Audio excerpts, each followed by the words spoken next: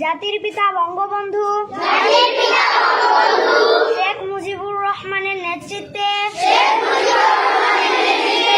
পাকিস্তানি শাসকদের শাসন ও বঞ্চনার বিরুদ্ধে এক রক্তক্ষয়ী মুক্তি সংগ্রামের মধ্য দিয়ে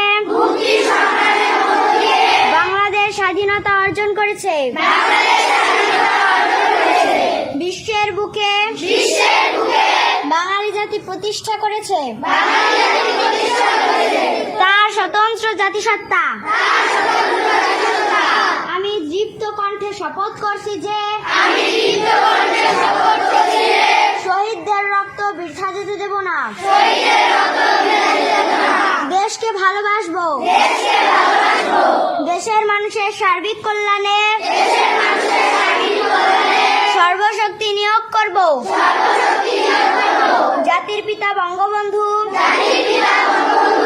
শেখ মুজিবের আদর্শে উন্নত,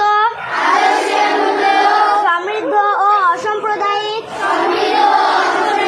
চেতনার সোনার বাংলা গড়ে তুলব। মহান সৃষ্টিকর্তা আমাকে শক্তি দিন। আমিন।